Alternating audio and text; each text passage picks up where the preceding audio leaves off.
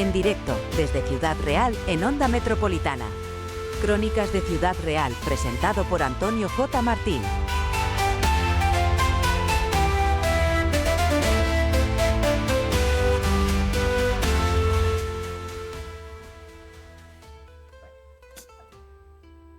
Buenas tardes y bienvenidos una vez más a nuestro episodio bisemanal acerca de la historia de Ciudad Real y sus fuentes.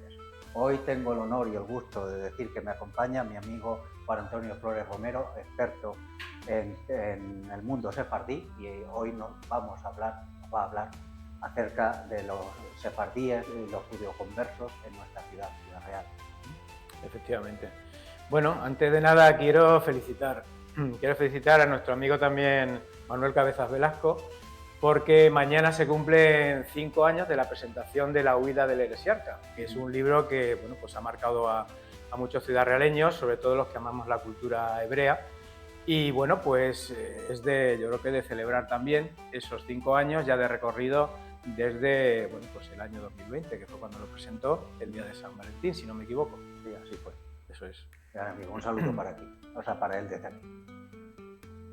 Pues coméntanos, Juan Antonio, ¿cuáles han sido exactamente las características que tú has indicado, que tú has sacado de esta nueva investigación tuya a la luz de los datos de los archivos de Simancas, de Indias, de Histórico Nacional, Histórico Provincial, acerca de los judeoconversos en Ciudad Real, comarca y provincia?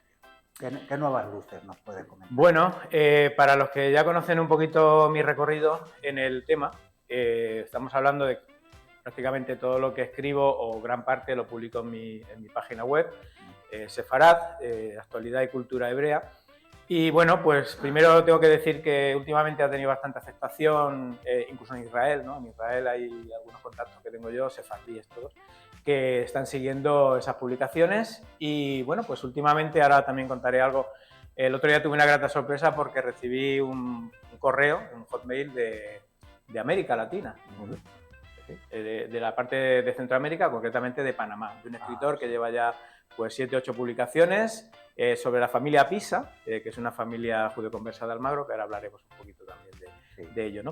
Bueno, pues últimamente muy también metido en el tema, siempre y cuando lo pueda compaginar con mi oficio de profesor, pues metido en investigaciones nuevas, como tú has dicho, de muchísimos archivos, de muchísimos escritores, que yo también intento sacar lo más relevante de todo ello. Bueno, para empezar, decir sobre todo que últimamente estoy más centrado en Ciudad Real y provincia. Ya sabéis, el que ha seguido un poquito mis publicaciones, que pues me he centrado siempre en el mundo sefardí, más que en el mundo judío, pero últimamente lo estoy centralizando más en la zona de La Mancha. Concretamente podemos empezar por Ciudad Real, ¿no? Ciudad Real, la verdad es que descubrir la judería, valga la redundancia, es un gran descubrimiento, porque siempre se nos vende que, por lo menos a un poquito a los estudiosos del tema, que la judería desaparece en 1391, como lugar de judíos, como aljama, podríamos decir, efectivamente desaparece en 1391, la sinagoga, como ya dije en otra ocasión, pasa a manos de los dominicos, en fin, pues ahí el fonsario termina vendiéndose, ese tipo de cuestiones. Pero es cierto que los judeoconversos siguen viviendo allí. Muchas familias, aunque hay otras que vienen de fuera, ¿no? Pero hay muchas familias de toda la vida judeoconversas que siguen viviendo en los márgenes de la antigua judería. Hay una calle principal, que es la calle, actualmente calle Libertad, que era el Real de Barrio Nuevo, y en torno a esas calles, pues se fueron abriendo pues otras calles. Ya conocemos calle Refugio, que a todos nos suena. En su día fue calle Sangre, calle Lobo. Han cambiado de nombre, obviamente, pero hay muchas calles donde vivieron los judeoconversos ya, ¿vale? En esas casas y demás. Yo siempre me gusta hacer, cuando investigo, una especie de viaje como si estuviera montado en un pájaro, una vista de pájaro, y darme una vueltecita por Ciudad Real, ¿no? Y descubrir también que los judeoconversos, a partir del año 1391, hasta el inicio del siglo siguiente, fueron saliendo muchas familias de allí, sobre todo para que la gente no los relacionara con la religión judía, ¿no? Que era la religión pues, de ellos mismos, de sus padres o de sus abuelos, ¿no? Y bueno, hay otros lugares de Ciudad Real que se abren a este tipo de población, es decir, personas que eran judías que van comprando propiedades en otros lugares. Concretamente, podemos hablar de bueno, lo que se conoció en su día como barrio de San Pedro, que era la zona que baja hacia la calle Alarcos, toda esa parte. Bueno, pues ahí muchas familias se asentaron en esa zona, incluido la Plaza del Pilar, ¿no? Toda esa parte, hacia la calle Alarcos, como digo. Muchas familias conversas se fueron instalando en esa zona. También en el barrio de Santa María, ¿no? En torno a la catedral y en dirección a la Morería, también muchas familias conversas pudientes, muchos de ellos, comerciantes, compraron allí propiedades y allí vivieron sus hijos y sus descendientes, ¿no? En ese barrio, digamos, y en todo lo que circuncinda a la catedral, ¿no? La calle Azucena, la calle Real, ¿no? Una calle, digamos, muy también judío-conversa porque hay mucha presencia. En otros lugares de Ciudad Real también, y bueno, concretamente, bueno, pues conocemos todos el Perchel, ¿no? Que creo que ha salido alguna imagen del barrio del Perchel, que está muy cerca del Real de Barrio Nuevo. Muchas familias judías, judío-conversas, yo es que les sigo llamando judíos porque en el fondo muchos seguían siendo judíos, ¿no? Sí. Mentalmente, por lo menos. Y muchas familias judío-conversas salieron de lo que es la zona de la antigua judería y se fueron yendo hacia el barrio de Santiago, ¿no? La zona del Perchel y demás, ¿no?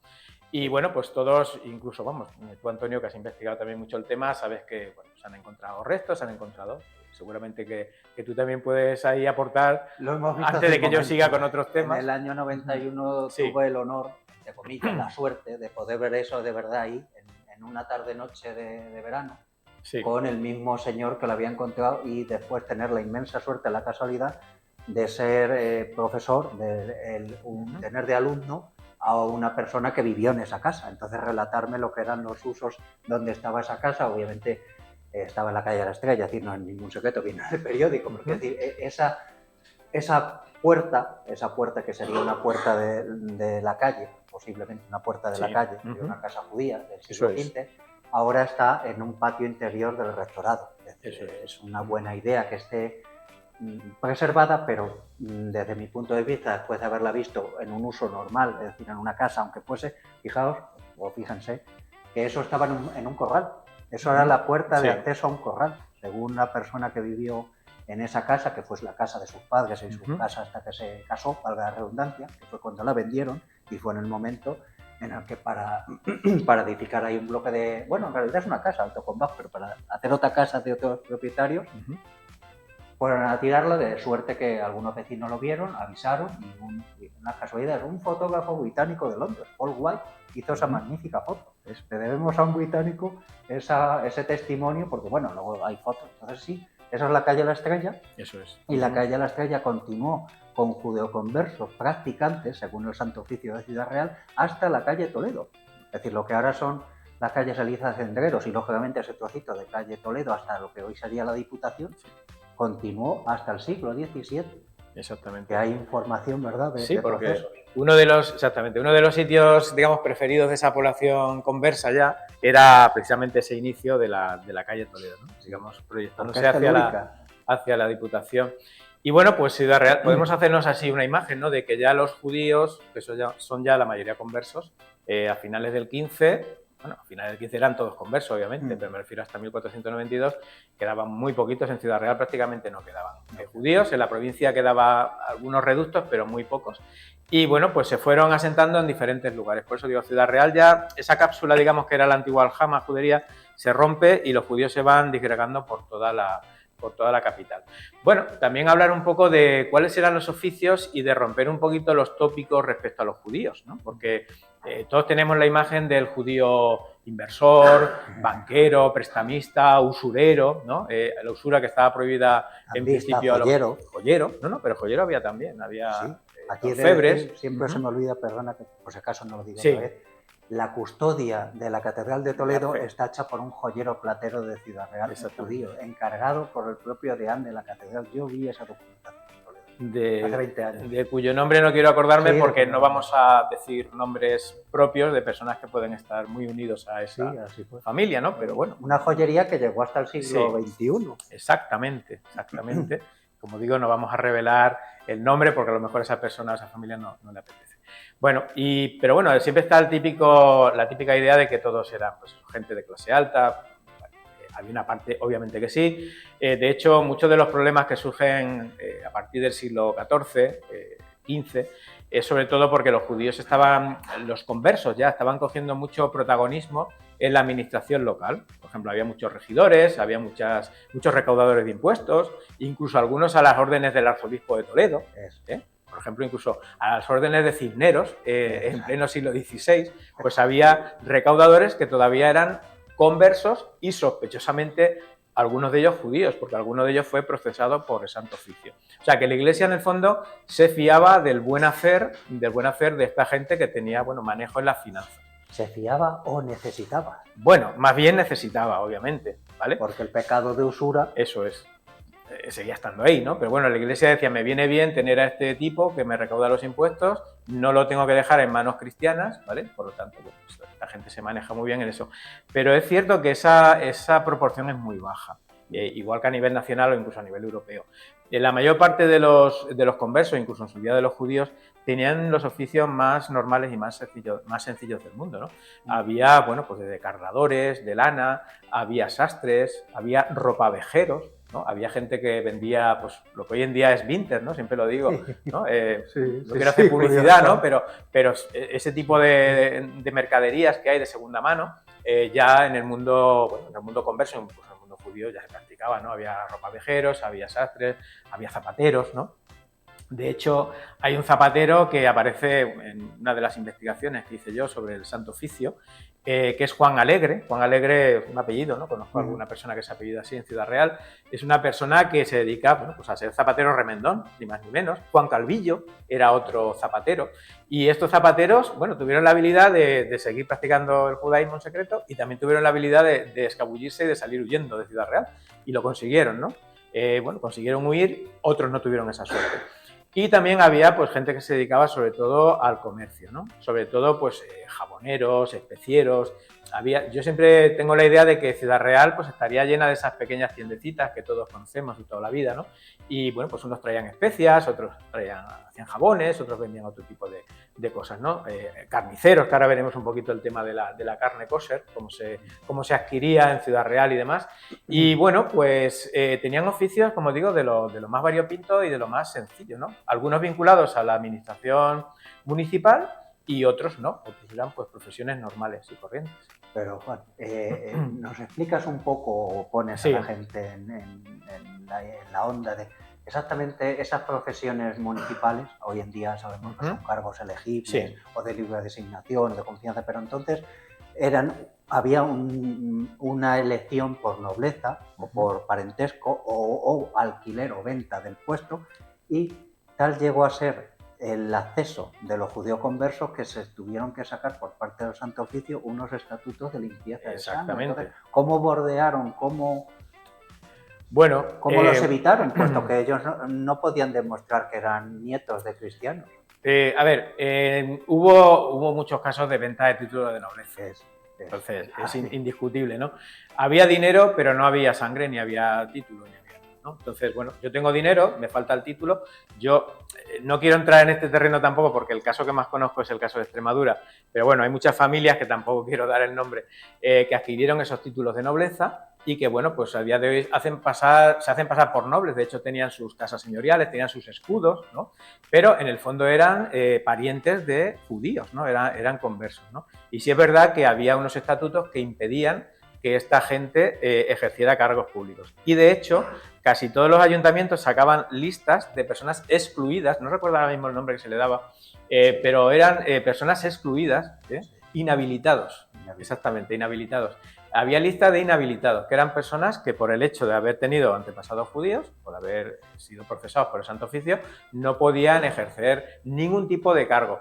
Primeramente se planteó que fueran cargos administrativos, municipales, y ya no digo eclesiásticos, sino también cargos normales y corrientes, ¿no?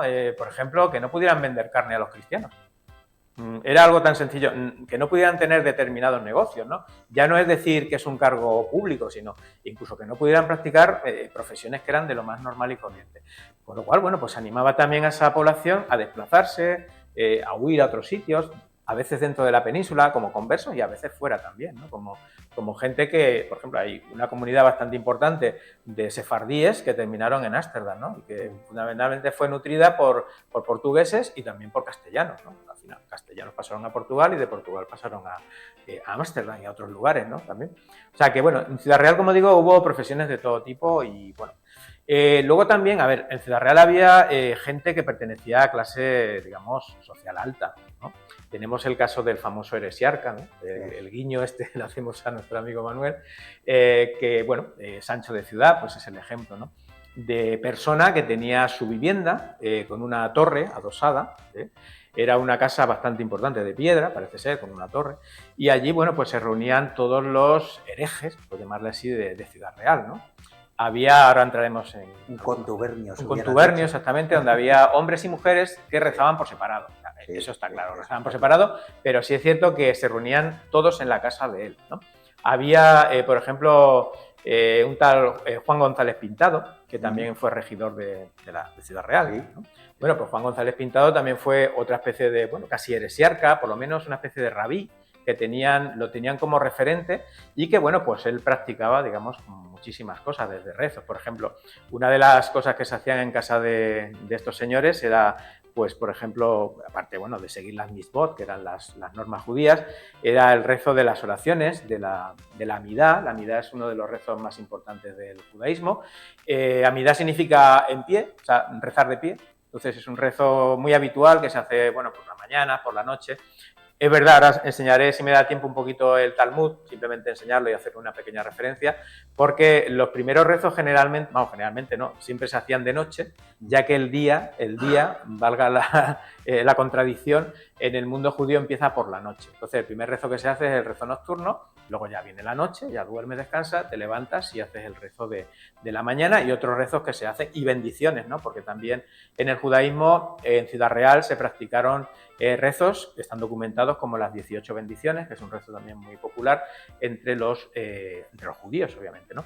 Y en la casa de Sancho de Ciudad, pues bueno, se reunían, había, bueno, pues había incluso, parece ser una piscina, según testimonios, donde se hacía el mikvé. Bueno, el mikvé es la alberca, la piscina, sí, donde tiene que haber, bueno, agua, bueno, estancada, pero no puede ser estancada, tiene que haber un flujo de agua, tiene que haber algo de agua corriente para que se hagan las purificaciones. En el caso de los hombres se hacen purificaciones y sobre todo en el caso de las mujeres cuando ha pasado una semana de su periodo y tienen que seguir teniendo relaciones sexuales con su marido. Entonces, bueno, pues en la casa de este señor parece ser que había una piscina y en la casa de Juan González Pintado creo que también había otra y, bueno, pues tenían que hacer esos baños rituales para purificarse, ¿no? Y en ese caso, bueno, pues había una mujer que yo creo que habría que mencionar, sí, que es María Díaz La Cerera. También ha escrito Manuel Cabezas algún artículo, bueno, creo que aparece también en sus libros, sí, algo sobre ella. Esta era pues una especie de sacerdotisa, ¿no?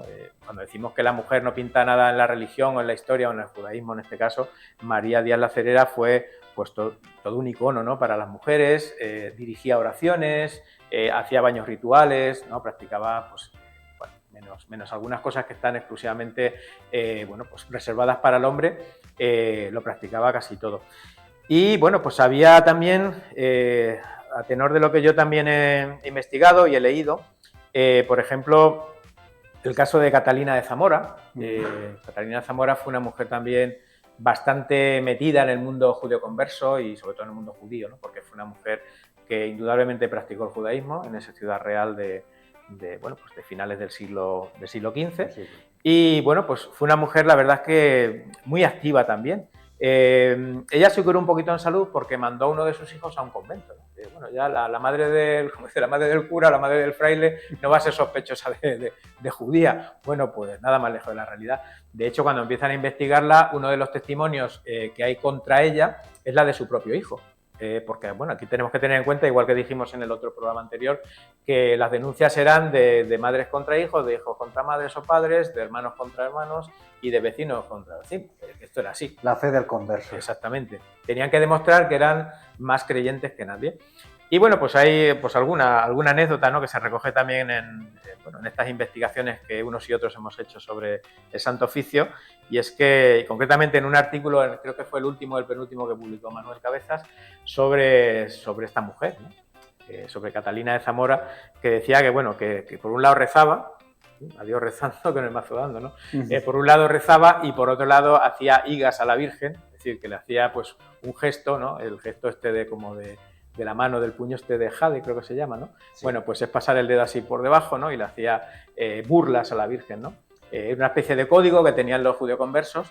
Y bueno, pues había otros muchos, Juan Dinela, por ejemplo, que en alguna de estas reuniones que había en casa de los más pudientes de Ciudad Real, sobre todo de la zona del Real de Barrio Nuevo, lo que hacía era, pues ni más ni menos que, bueno, algunos viernes, y sobre todo si se acercaba ya la Pascua, Semana Santa, era sacar una cruz a su patio y flagelar la cruz. Sí. Cogía la cruz, la flagelaba y, bueno, no sabemos si es verdad o es mentira, pero sí es cierto que hay testimonios que relatan que él se burlaba de Cristo, se burlaba de la Iglesia o de la religión católica de esa manera, ¿no? Entonces, bueno, pues hubo muchísimos casos de personas que estuvieron implicadas, que estuvieron investigadas. Por ejemplo, en el caso de Sancho de Ciudad, bueno, pues también se comenta por no pocos testigos que él salía al campo y, bueno, rezaba en hebreo. Es decir, hay testimonios que dicen salía a andar, porque una persona que tenía viñas también salía al campo. Y, bueno, pues hay testimonios que dicen que él rezaba en hebreo, que rezaba la Midá, que rezaba las bendiciones, el Shema Israel, ¿no? Es decir, que rezaba oraciones y prácticamente lo de Sancho de Ciudad era vox populi, casi todo el mundo lo supo, ¿no? Hay testimonios que hablan de ritos judaizantes del Santo Oficio en el Cerro de la Atalaya. Lógicamente en la zona que nosotros desde Ciudad Real no lo vemos, que es la parte que da al río. Eso es. Ahí se sorprendieron por parte, claro, de pastores y de personas que dormían en las cercanías de ritos judaicos lógicamente prohibidos. Sí. Exactamente. Y bueno, en la zona incluso yo diría que de Miguel Turra, ¿no? También se han encontrado pues algunos restos allí. Creo que, bueno, no sé si porque también fue escombrera, se encontró hace unos años alguna muestra de, en fin, alguna moneda. Se encontraron algún botón. Fue escombrera, iba a decir comarcal, hasta los años 70. Y personas que van por allí a andar, pues a mí me han comentado y me han enseñado algún botón con la estrella de David. Exacto. Un botón más o menos del siglo XV que poseen, que tienen atesorados a esas familias porque se lo encontraron y ya intuyen que eso tiene algo de valor histórico. Entonces, eso es. Y bueno, para que nos dé un poquito de tiempo así de lo que tengo todavía en el tintero, bueno, ¿de qué cosas se acusaba a esos, digamos, judíos todavía, ¿no? Judaizantes, ¿no? Podemos decir que vivían en esa zona en Ciudad Real, ¿no? Prácticamente. Bueno, pues había mucho, ya digo, rezar, las bendiciones y demás, pero eso es ya de lógica, ¿no? Pero sobre todo las denuncias venían sobre todo, bueno, por el tema del baño ritual, que era una de las cosas que las mujeres también pedían, ¿no? Para tener esas relaciones sexuales con su marido, pero también era sobre todo el tema del sacrificio de reses, sacrificio de animales. Y en algunos patios de esa zona y de otros sitios de Ciudad Real hubo gente, bueno, casas grandes, ¿no? Como las de Sancho de Ciudad y compañía, ¿no? Tenían reservado un lugar que servía como lugar de sacrificio, ¿vale? Eso está muy, muy documentado, muy documentado. O sea, eso es indudable, ¿no? Hay muchísimos testimonios que dicen que los judaizantes, algunos de ellos compraban carne en carnicerías cristianas, las tiraban la carne y compraban carne kosher sacrificada por un rabino, ¿no? En este caso no había rabinos oficialmente, pero sí había personas que dirigían la oración y eran considerados rabinos, ¿vale? En el mundo, digamos, judeo-converso. Entonces, tenían que hacerlo siguiendo el ritual judío, que es, bueno, pues dando el tajo al animal, desangrándole hasta la última gota de sangre y, bueno, pues al final despiazando el animal, ¿no? Haciéndole piezas y vendiéndolas, siempre todo supervisado por un rabino, que ya digo, no había rabinos oficialmente, pero sí había gente que hacía esas funciones de rabino. Entonces, fue uno de los delitos, digamos, más comunes en esa Ciudad Real judeo-conversa. Y luego también, bueno, otra cosa relacionada también entonces, con la muerte de animales, también con la muerte de personas, ¿no? En no pocas ocasiones, algunos denunciantes bueno, dieron testimonio de cómo se embalsamaba a ciertas personas que eran, bueno, pues eran cristianos nuevos, pero bueno, seguían practicando ritos judíos y se acusaron pues algunos judaizantes precisamente de eso, ¿no? De practicar ritos funerarios judíos, en el sentido de que, bueno, para el que no lo sepa, para enterrar un cuerpo tienen que perfumar el cuerpo, tienen que envolverlo en una sábana blanca, bueno, y luego al final, bueno, pues lo entierran en la propia tierra, si puede ser en dirección a Jerusalén. Y luego también, sobre todo, lo que más levantaba sospecha era la Shiva. La Shiva son los 9 días de luto, que es, luego en el mundo cristiano es como la novena, ¿no? Dice, vamos a la novena de no sé qué. Pues eso es muy judeoconverso, eso es muy de cristiano nuevo, no es de cristiano viejo, ¿eh? Eso es muy de cristiano nuevo. El tema de la novena, bueno, la novena era el 9º día, la Shiva, el 9º día de haber muerto una persona. Bueno, hasta esa fecha tenías que guardar un luto riguroso, tenías que comer pescado, verdura, pero no carne, te tenías que privar de la carne. Y bueno, pues era un rito que seguía mucha gente y que levantó muchísimas sospechas. Dice, oye, que esta gente... Y tapar los espejos. Exactamente, muy bien. Que eso la Inquisición en Toledo tenía un manual donde, por ejemplo, ventanas en pleno verano que no diesen luz, que no diesen espejos, se sabía que estaban en la Shiva. Exactamente. Para los visitadores y los informantes del Santo Oficio en Toledo. Entonces, yo he deducido que aquí también se llevaría. En algunos casos también, exactamente, en Ciudad Real indudablemente, y también en algún caso concreto, en un archivo concretamente, llegué a ver que, bueno, pues una de las mujeres que pierde a su marido deja un vaso de agua en la cocina para que el marido se purifique, para que el alma del marido que está ya difunto se purifique. Entonces, bueno, pues eso era tenido también como un signo de judaizante. Y luego también hay uno que ha sido practicado, creo que durante mucho tiempo, ya enlazando con tradiciones cristianas, que es el encendido de vela del sábado, ¿no? Muchas personas, para no levantar sospecha ni suspicacia, lo que hacían era pues, irse a un rinconcito de la casa, a una cocina, tal, y encendían esa vela, a lo mejor al lado había un San Antonio o una Dolorosa, pero en el fondo estaban practicando el encendido de las velas del sábado, ¿no? Es decir, se estaban burlando, por decirlo de alguna manera, de ese control férreo que tenían la Iglesia, bueno, el Santo Oficio, mejor dicho, y sobre todo esos familiares de la Inquisición que tenían licencia para matar, o por lo menos para visitar, y que podían entrar en tu casa y decir, oye, ¿tú qué estás haciendo encendiendo una vela o preparando la comida el viernes por la tarde, ¿no? Fíjate, o sea que todavía hasta nuestros días, sobre todo nuestros abuelos, la generación de mis abuelos que yo he conocido y vecinos, la palabra venir una visita todavía era expresión de desconfianza y de inspección de algo sospechoso. Eso es. Porque viene de esa época, siglo XVII, XVIII, eso es. De entrar de visita. Exactamente. ¿Verdad? Sin avisar. Sin avisar, ¿no? Y bueno, pues ahí los familiares, digamos que era casi que el escalafón más bajo de la Inquisición. Eran las personas, muchos de ellos eran conversos. Sí. Estoy ahora mismo, no quiero adelantar nada, pero estoy haciendo una investigación sobre los judaizantes del campo de Calatrava, ya saliendo un poquito, ahora comentaré alguna cosilla. Bueno, pues me estoy llevando, pues es una gran sorpresa de la cantidad de familias, de lo que era los familiares de la Inquisición, que eran conversos, ¿no? En Almagro, por ejemplo, en Valdepeñas, en muchos sitios. Bueno, pues también decir que Ciudad Real no es una isla que está ahí con sus judíos o sus judaizantes, sino que Ciudad Real tiene mucho contacto con la provincia, ¿no? Y con los pueblos de la provincia, incluso algunos bastante alejados de la capital. Por ejemplo, hay el año 1474, sí, bueno, tenemos como año de referencia el inicio de la Inquisición en 1478, ahí tenemos a Ojeda, que en el 77 ya dice que hay que hacer algo, que en fin, le come la cabeza a los reyes para que de alguna forma, bueno, se instaure ese tribunal, pero unos años antes, en 1474, hay muchos judeoconversos que deciden salir de Ciudad Real por las revueltas que hay, ¿no? Hay unas revueltas que son en 1449, que se inician en la ciudad de Toledo por el alcalde, el regidor Pedro Sarmiento, perdón. Bueno, y luego además, en 1474 se inician unas persecuciones que empiezan en la ciudad de Córdoba, ¿vale? Bueno, pues en esas persecuciones que empiezan en la ciudad de Córdoba hay gente que huye de Córdoba, pero también gente que huye de Ciudad Real, entre ellos Sancho de Ciudad y compañía, ¿no? Bueno, ¿dónde se van esas familias? Bueno, pues concretamente se van a varios sitios, ¿no?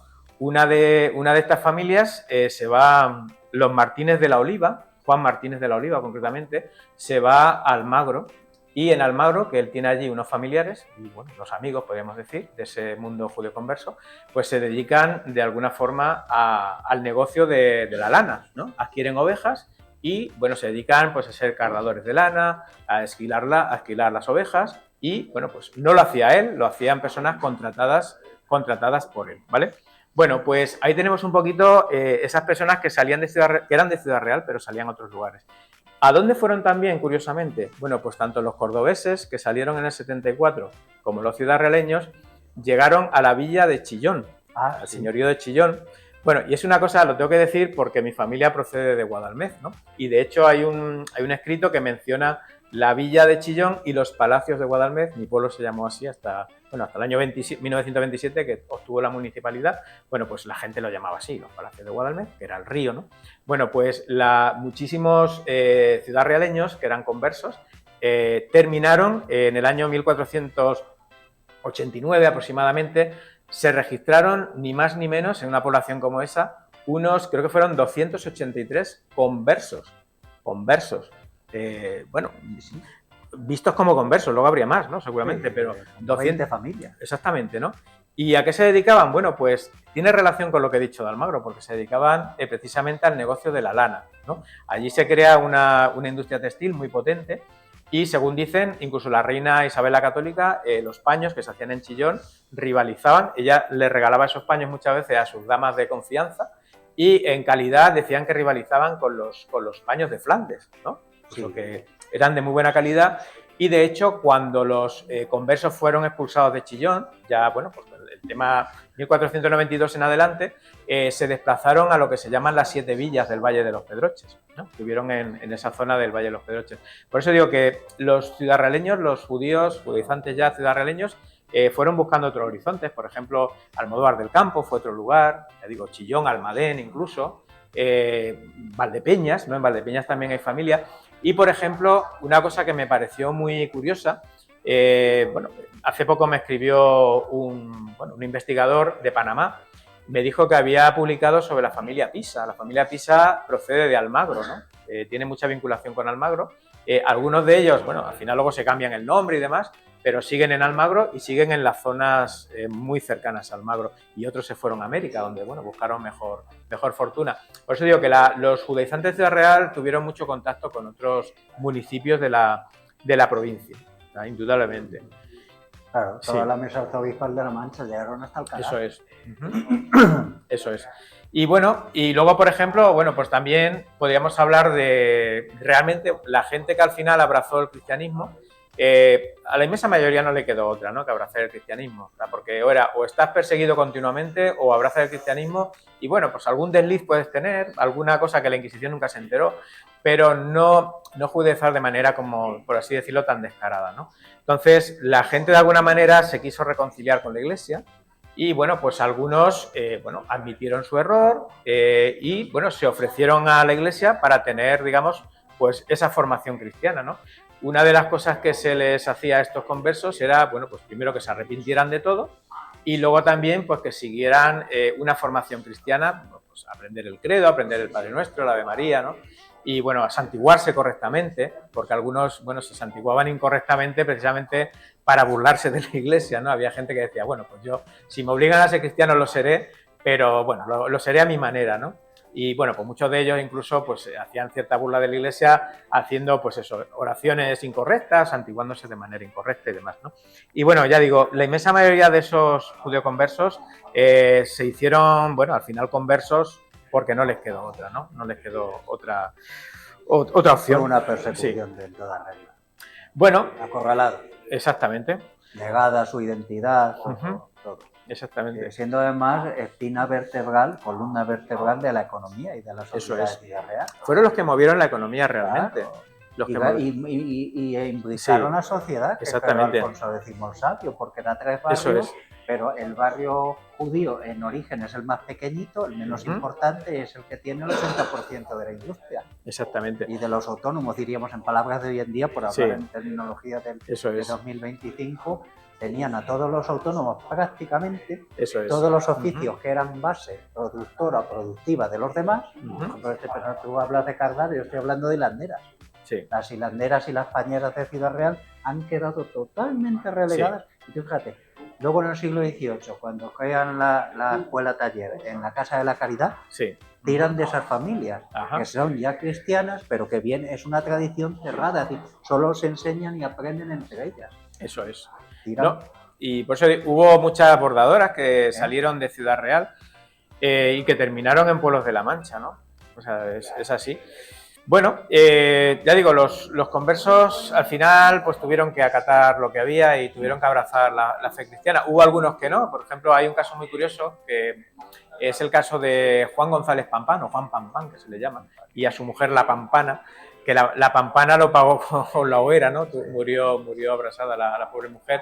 Y es un caso muy curioso, ¿no? Porque fue una familia donde solamente él creía, ¿no? Y además él se hacía su comida. Juan se lo guisa y Juan se lo come, ¿no? Como Juan Palomo, ¿no? Sí. Decían literalmente en un testimonio que él se hacía su comida y se la comía para comer kosher, ¿no? Para comer alimentos kosher, pero la mujer dijo que no, que bueno, ya estaría harta de tanta persecución, dijo que no, que ya abrazaba la fe cristiana, los hijos también. Él huyó, creo que fue en el año 1474. 3 años después volvió a por la mujer y a por las hijas en este caso, y no quisieron irse con él. Así que él desaparece definitivamente, ¿no? De la historia, desaparece porque dice, bueno, yo quiero vivir mi fe judía y no quiero estar aquí en España como converso, ¿no? Pero es un caso muy excepcional de un hombre que prioriza, digamos, su religión al hecho de estar con su familia.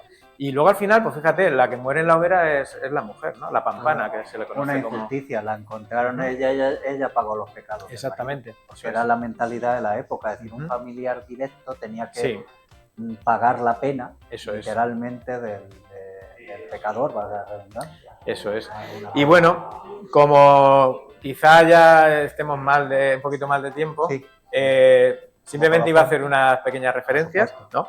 Bueno, aquí he traído, bueno, aparte de enseñar lo que es una kipá, ¿no? La kipá es el símbolo, uno de los símbolos por excelencia de los judíos. En Ciudad Real hasta 1391, bueno, pues muchos la llevaban, así o más grande, ¿no? Esta es la que se utiliza actualmente, que es un poquito más pequeñita. Y bueno, pues una vez que ya llegamos al siglo XV, obviamente este artilugio ya no se utiliza, salvo en esos ritos que hacían en casas particulares. Y luego también, bueno, recomiendo rápidamente algunos libros, porque yo soy muy de recomendar libros. Concretamente presento este, que es La historia de los judíos sefardíes, de Toledo a Salónica, que es un libro, es una maravilla de libro. Yo, pues eso, recomiendo que quien lo pueda adquirir para leerlo va a tener, bueno, una visión muy completa de lo que son. Yo lo utilizo mucho también para trabajar, ¿no? Para documentarme de lo que son los judíos sefardíes a lo largo y ancho del Mediterráneo. Y ya por último, mostrar un poquito lo que es el libro, bueno, el Talmud, que era el libro, digamos, de instrucciones, ¿no? De los judíos, ¿no? Los judíos de Ciudad Real eran judíos rabínicos, como la inmensa mayoría. En otros lugares de Europa estaban también los caraítas, en España no era lo normal. Los caraítas son los que solamente aceptan el Pentateuco, y los judíos rabínicos, luego estarían los judíos cristianos, que somos al final los cristianos, ¿no? Pero bueno, los judíos rabínicos son los que aceptan, además de esas escrituras y de los profetas, lo que es el Talmud, que es un libro de instrucciones, ¿no? Porque aquí, y bueno, ya sé que no tenemos tiempo, pero se habla de las oraciones matutinas, de las oraciones nocturnas, de qué comer, de las propiedades de la carne, de las verduras, en fin, de las fiestas, ¿no? Que en otra ocasión sí me gustaría abordar algún tema relativo a las fiestas judías, que es muy curioso, ¿no? La última... Es muy necesario, tú lo sabes, que vengas a hablarnos a la fiesta. Por eso digo. Porque aquí en Ciudad Real se produjo un fenómeno que todavía sigue, incluso por donde van las procesiones. Sí. Para, digámoslo así, cerrar, tapar, velar esa religiosidad sefardí, haciéndolo pasar literalmente por la puerta de sus casas en el día de silencio, en el día de recogimiento de los sefardíes, hacer pasar esas procesiones. Eso es. Y todavía seguimos con ese recorrido, aunque ya no hay, al menos que yo sepa, judíos en esas calles. Bueno, fue una venganza también. Claro, también. Porque en la época, cuando los judíos vivían en Ciudad Real, en las procesiones de Semana Santa, los judíos solían sacar las carracas de Purim, del carnaval judío, que es ahora, por cierto, dentro de nada, y para hacer ruido, ¿no? Y molestar a los cristianos, ¿no? Todo tiene, claro, no estoy diciendo que estuviesen todos exentos de culpa. Somos seres humanos y unos y otros, bueno, pues también cometieron sus pequeños deslices, ¿no? Efectivamente, yo me estoy acordando de Alvar Díaz, el cual le puso al Santo Oficio de ir a misa, que ya como diríamos hoy en día hace falta valor, por no decir otra cosa, a misa a San Pedro con su propio cáliz para que recibir la sagrada forma de tal manera ir en contra de la fe católica, ¿vale? Exactamente. Eso ya directamente es pecado totalmente de soberbia. Eso y a él le daba igual hasta que le incautaron todas sus posesiones. Exactamente. Entonces, vamos a decir un poquito todo, es decir, por supuesto, hubo un abuso de la fuerza contra esa parte de la sociedad española, pero también una parte aquí, al menos en Ciudad Real, sabemos que no siguió todas las normas de convivencia, que Exactamente. se excedió en su soberbia, claro, desde entonces, la fe ortodoxa Sí, tenida en cuenta por el Santo Oficio, pues se buscaron, como decimos la gente comúnmente, la ruina. eso Se es. buscaron la ruina. O se la buscaron, como en el caso de la Pampana, a los familiares. Exactamente. Pues muchísimas gracias, Bueno, Juan. nada, muchas Ha sido un veces. placer y te esperamos otra vez. Ujú. Y espero que la gente te espere. Muy bien, porque gracias a vosotros y espero que bueno, pues os haya gustado un poquito. Nos ha gustado mucho y sabes que le va a gustar. Eres luz y Bueno, gracias por compartir. Una vez más, encantado, Antonio. Vale. Chao.